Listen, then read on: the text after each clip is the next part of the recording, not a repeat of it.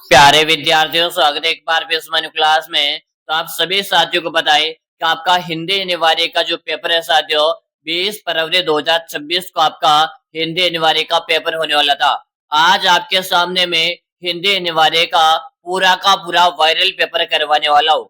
अगर आप इस बार टॉपर करना चाहते हो ना, तो आज मैं पूरा का पूरा पेपर करवा रहा हूँ। आप इस पेपर को परीक्षा से पहले पहले 2 से 3 बार रिवाइज कर लो, ठीक है। यही पेपर आपके परीक्षा के अंदर छपने वाला है।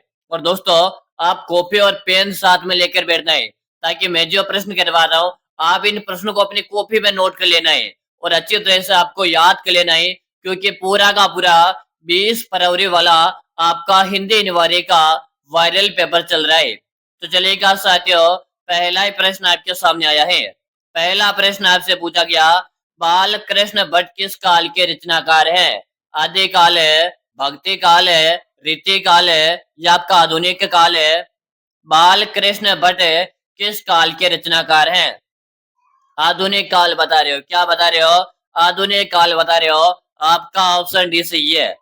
अगला प्रश्न देख लो, चंद्रधर शर्मा चंद्रधर शर्मा गुलेरी कितनी कहानियां साथियों? जितने भी बच्चे यहाँ पर क्लास देख रहे हैं, सबसे पहले तो आप इस क्लास को लाइक करो, चैनल को आप सब्सक्राइब सबसे पहले कर लेना है। यहाँ पर आपको मैं आपके 12th के जितने भी पेपर होंगे ना, सभी पेपर इसी चैनल में करवाऊंगा।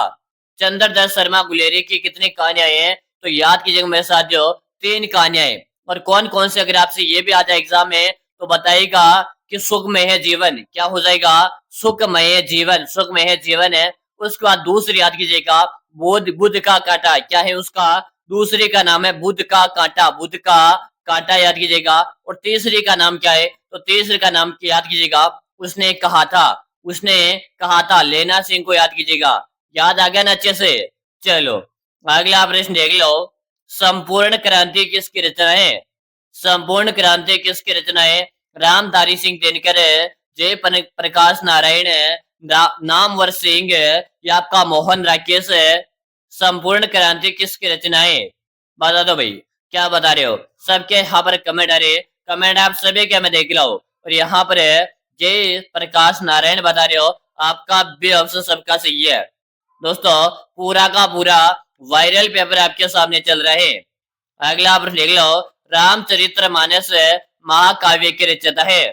रामचरितमानस महाकाव्य के रचयिता कौन है? सूरदास है, तुलसीदास है, कबीरदास है या आपका नाभादास है? क्या बता रहे मेरे गुड्डा? Very good. क्या बता रहे? यहाँ पर आंसर आ रहा है तुलसीदास बता रहे हो। क्या बता रहे हो? तुलसीदास बता रहे हो। चलो बी बता रहे ना मेरे प्यारे बच्चे, सही है। अगला प्रश्न देखो, बातचीत शीर्षक निबंध के निबंधाकार कौन है? बातचीत शीर्षक निबंध के निबंधाकार कौन है? बाल कृष्ण भट्ट, चंद्रधर्मा गुलेरी, जय शंकर प्रसाद या आपका जगदीश चंद्र माथुर है? चलो बताओ, क्या बता रहे हो? यहाँ पर बता रहे हो बाल कृष्ण भट्ट, यहाँ पर बता रहे हो प्यारे बच्चे। यहाँ पर आपका ऐसे रहेगा, अगर आप भी अपनी कक्षा में इस बार टॉपर करना चाहते हो ना, पूरा का पूरा पेपर देख लेना है। और साथियों, मैंने पहले आपका ज्योग्राफी वाला पेपर करवा दिया है, ठीक है। आपने ज्योग्राफी वाला पेपर नहीं देखा ना, तो चैनल पर जाओ, प्लेलिस्ट के नाम आपको मिलेगा, 12th बोर्ड प्लेलिस्ट के नाम से मिलेगा, जहां पर आपका भूगोल का पूरा पेपर मैंने करवा रखा है। चलो यहाँ पर अगला प्रश्न देखो, अगला प्रश्न आपके यहाँ पर आप सभी का आंसर आ रहे हैं और यहाँ पर ए ऑप्शन सबका सही है। अगला आप देख लो, लहना सिंह किस कहानी का पात्र था? तिरिचा तिरिच रोज उसने कहा था या आपका जूठन? बता दो रे साथियों, क्या बता रहे हो? उसने कहा था, किसने कहा था? ये कहानी आपको अच्छे से याद कर लेनी, उसने कहा था। चलो अगला प्रश्न देख लो, जयप्रकाश नारायण, हाँ बताओ, जयप्रकाश नारायण को किसका दलाल कहा गया है? ब्रिटेन है, जापान है, अमेरिका या आपका रूस है? चलो भाई सभी साथी बताओ, पूरा का पूरा आपका अनिवार्य का पेपर आपके सामने करवा रहा हूँ। यहाँ पर अमेरिका बता रहे हो, क्या बता रहे हो?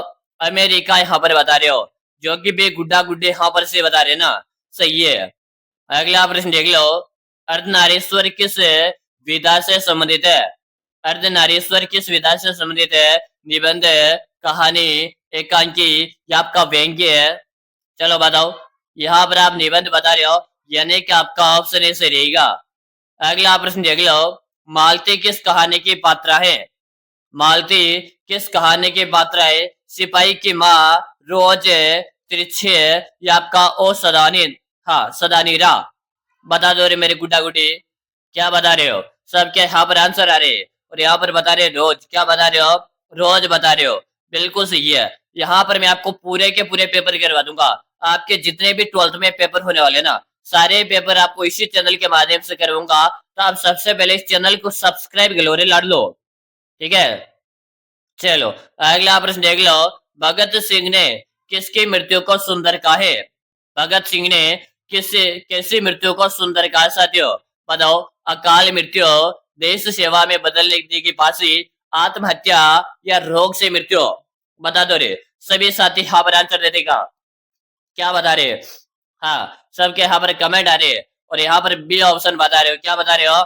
ऑप्शन बी बताने वाले का सही है। अगला प्रश्न देख लो, सिपाही के माँ एकांकी के एकांकीकार कौन है?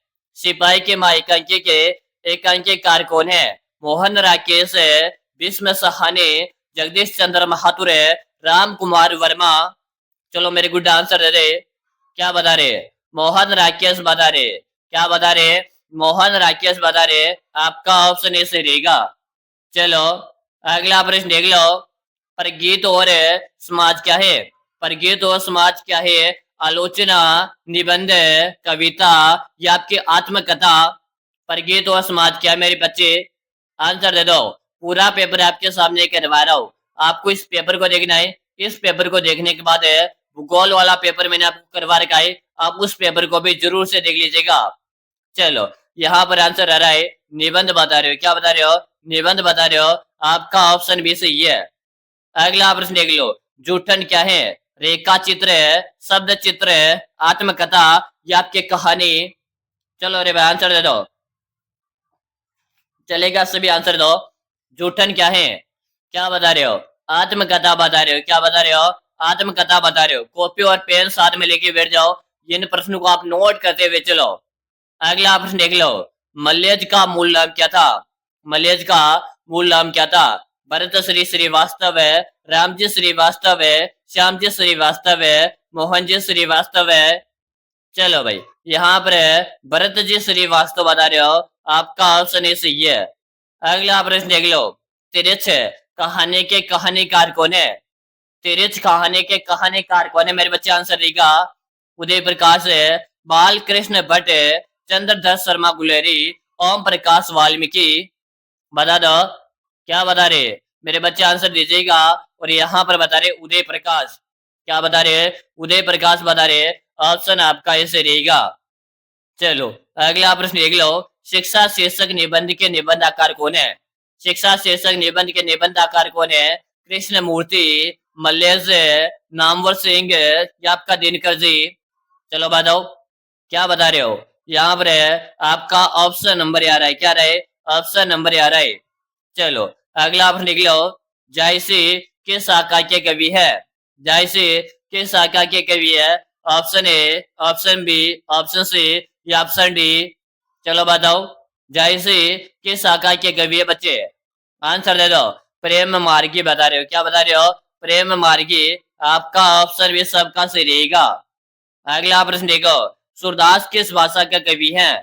सूरदास किस भाषा के कवि है? संस्कृत, ब्रज भाषा, अवधी, या आपका मैथिली? सूरदास किस भाषा के कवि है मेरे बच्चे? आंसर दे दो। क्या बता रहे हो? यहाँ पर बता रहे हो ब्रज भाषा बता रहे हो। क्या बता रहे हो? ब्रज भाषा बता रहे हो। आपका ऑप्शन भी सही है। चलो अगला प्रश्न देख लो, तुलसीदास के दीक्षा गुरु थे। तुलसीदास के दीक्षा गुरु कौन थे? अगरदास, नरहरि दास, सूरदास, या आपका महादास? तुलसीदास के दीक्षा गुरु कौन थे? क्या बता रहे हो? नरहरि दास बता रहे हो। क्या बता रहे हो? नरहरि दास बता रहे हो। आपका ऑप्शन भी सही है। अगला प्रश्न देख लो, भक्तमाल किसकी रचना है? भक्तमाल किसकी रचना है? नाभादास, सूरदास, तुलसीदास, कबीरदास? भक्तमाल किसकी रचना? मेरी गुड आंसर दे दे। क्या बता रहे हो? सबके यहाँ पर कमेंट आ रहे, और नाभादास बता रहे हो। क्या बता रहे हो?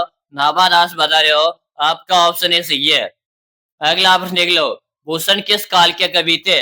अरे मेरे गुड आंसर दीजिएगा। भूषण किस काल के कवि थे? बताओ, आदिकाल है, भक्ति काल है, रीति काल है, या आपका आधुनिक काल है? बताओ, भूषण की बात हो रही है और ये आपके रीति काल के कवि थे। किस काल के थे? रीति काल के आपके कवि थे भूषण। ठीक है, यहाँ पर आपका सी ऑप्शन से रहेगा। चलो अगला आप देख लो, तुमल कोलाहल कलह में किसकी रचना है? जयशंकर प्रसाद है, निराला जी, सुमित्रानंद पंत, महादेवी वर्मा? बता दो रे, क्या बता रहे हो? जयशंकर प्रसाद बता रहे हो, आपका ऑप्शन ए सही है। अगला प्रश्न देख लो, पुत्र वियोग किसके लिखे हुई कविता है? पुत्र वियोग किसके लिखे हुई कविता है? सुभद्रा कुमारी चौहान है, सरोजनी नायडू, मुक्ति बोध, रघुवीर सहाय? बता दो रे, सभी यहाँ पर आंसर देगा। आंसर देने में कोई भी साथी पीछे नहीं रहेगा। क्या बता रहे हो? सब क्या कमेंट आ रहे? सुभद्रा कुमारी चौहान, आपका ऑप्शन ए सही है। अगला आप देख लो, शमशेर बहादुर सिंह को कवियों का कवि क्यों कहते हैं? शमशेर बहादुर सिंह को कवियों का कवि क्यों कहते हैं? उनकी शैली के कारण है, उनके व्यक्तित्व के कारण है, उनकी रचनाओं के कारण है, या इनमें से कोई भी नहीं? चलो बता दो। उनकी शैली के कारण उन्हें कवियों का कवि कहते हैं। आपका ऑप्शन ए सही है। अगला प्रश्न देख लो, जन जन का चेहरा एक के कवि कौन है? जन जन का चेहरा एक के कवि कौन है? Option A, option B, option C या ऑप्शन डी? चलो बताओ। गजानन माधव मुक्तिबोध, यहाँ पर आपका ऑप्शन नंबर ए से रहेगा। अगला प्रश्न देख लो, रघुवीर सहाय का जन्म कहाँ हुआ था? रघुवीर सहाय का जन्म कहाँ हुआ? लखनऊ है, कानपुर है, वाराणसी या आपका प्रयागराज है? चलो बताओ, रघुवीर सहाय का जन्म कहाँ पर हुआ था? आप सभी यहाँ पर आंसर दीजिएगा। आंसर देने में कोई भी साथी पीछे नहीं रहेगा। बिल्कुल सही बता रहे हो, सबका कमेंट आ रहा है। गुरुजी लखनऊ को लिख दो। किसे लिख दो? लखनऊ को यहाँ पर लिख दीजिएगा। आपका ऑप्शन ए से रहेगा। अगला प्रश्न देख लो, प्यारे नन्हे बेटे को कविता में लोहा किसका प्रतीक है? प्यारे नन्हे बेटे को कविता में लोहा किसका प्रतीक है? धर्म है, कर्म है, सेवा या इनमें से कोई भी नहीं? चलो बता दो। यहाँ पर कर्म बता रहे हो, क्या बता रहे हो? कर्म बता रहे हो। ठीक है ना, पूरा पेपर आपका ऐसा ही आएगा। पूरा पेपर आपके सामने चल रहा भाई। ठीक है, चलो अगला प्रश्न लिख लो, हार जीत कैसी कविता है? हार जीत कैसी कविता है? गद्य कविता, शोक गीत, प्रेम गीत या इनमें से कोई नहीं? हार जीत कैसी कविता मेरे गुड्डा? आंसर दे दो। गद्य कविता बता रहे हो, क्या बता रहे हो? गद्य बता रहे हो। आपका ऑप्शन ए सही है। अगला प्रश्न देख लो, ज्ञानेन्द्र पति को किस रचना पर साहित्य अकादमी पुरस्कार मिला? ज्ञानेन्द्र पति को किस रचना पर साहित्य अकादमी पुरस्कार मिला बच्चों? बताओ। बिल्कुल ए ऑप्शन बता रहे हो, संशयात्मक है, यानी कि संशयात्मा। ऑप्शन आपका ए से रहेगा। जिन साथी ने अभी तक इस क्लास को लाइक नहीं किया, लाइक करो। चैनल को आप सब्सक्राइब कीजिएगा, ताकि जैसे आपके अगला पेपर लेकर आऊंगा ना, उसका नोटिफिकेशन आपको मिल जाएगा। और आपके जितने भी साथी 12th के अंदर पढ़ रहे ना, उनके सबके साथ इस पेपर को शेयर कर दो और बता देना। और देखो, अगर आपको इस बार टॉपर करना है ना, तो आप इस चैनल को सब्सक्राइब लो। यहाँ पर आपको सारे के सारे पेपर करवाए जाएंगे। ठीक है, चलो यहाँ पर आंसर दो। अगला प्रश्न देखो, वर्ण कितने प्रकार के होते हैं? यानी कि वर्ण के कितने भेद होते हैं? 2, 3, 4 या आपके 5? बताओ, वर्ण के कितने भेद होते हैं? बता दो। चेरू जी, वर्ण के 2 भेद होते हैं। कितने भेद होते हैं? वर्ण के 2 भेद होते हैं। क्या, कौन कौन से? तो स्वर और व्यंजन। क्या हो जाएंगे? स्वर और व्यंजन। आपका ऑप्शन ए से रहेगा। अगला आप देख लो, संख्या के कितने भेद होते हैं? 4 5 6 या आपके 7? चलो बताओ, संख्या के कितने भेद होते हैं? क्या बता रहे हो? केरू जी, संख्या जो है ना, संख्या संख्या के कितने थे? संख्या के 5 बता रहे हो। क्या बता रहे हो? 5 बता रहे हो। बिल्कुल सही बेटा, 5 जो बता रहे हो ना, सही है। ऑप्शन बी को यहाँ पे लिख दो। अगला प्रश्न देख लो, सर्वनाम के कितने भेद होते हैं? 5 6 7 या आपके 8? चलो बताओ, सर्वनाम के भेद बताना है। बताओ, यहाँ पर बता रहे हो छह छह छह सब गा रहा है ऑप्शन बी। अगला प्रश्न देख लो, विशेषण के कितने भेद होते हैं? 2, 3, 4 या के 5?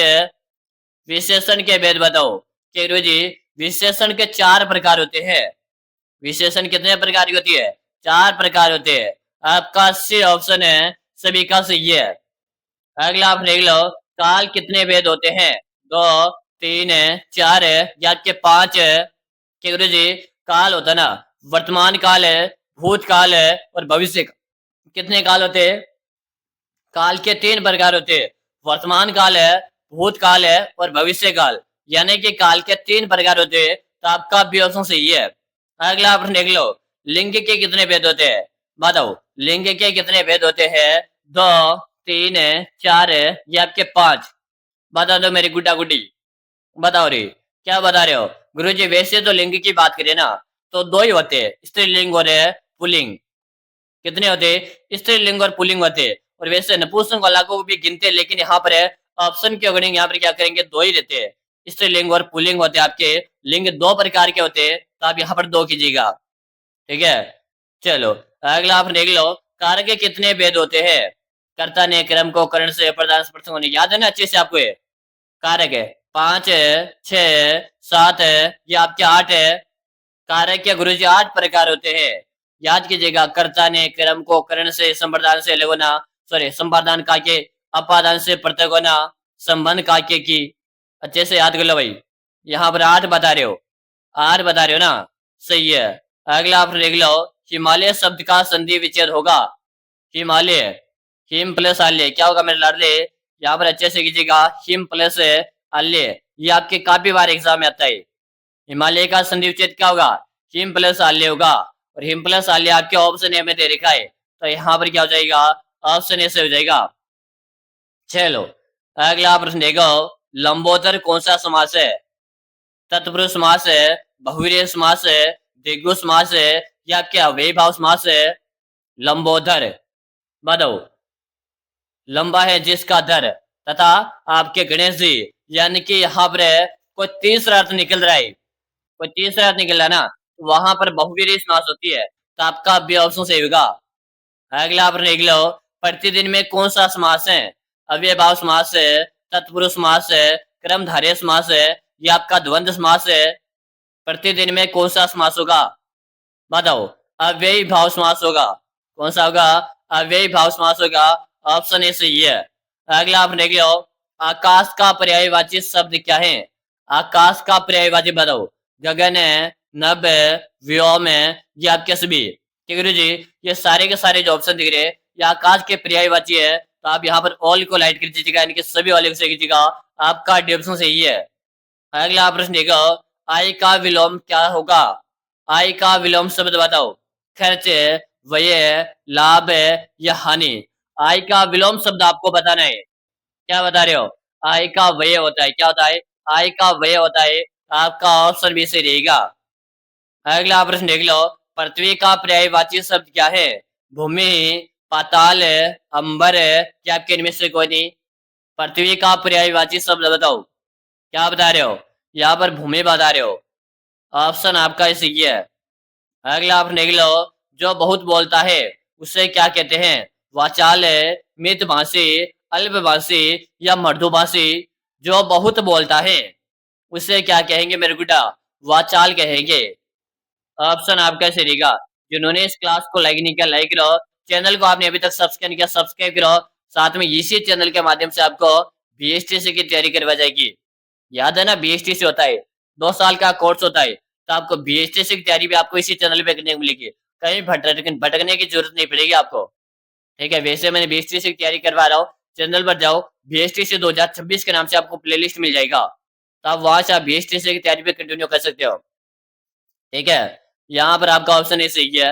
अगला आप देख लो, नाक काटना मुहावरे का अर्थ है? अपमान होना, चोट लगना, नाक साफ करना या इनमें से कोई? अरे लाडलो, नाक काटना यानी कि बेइज्जती होना, अपमान होना है। ऑप्शन ए सही है।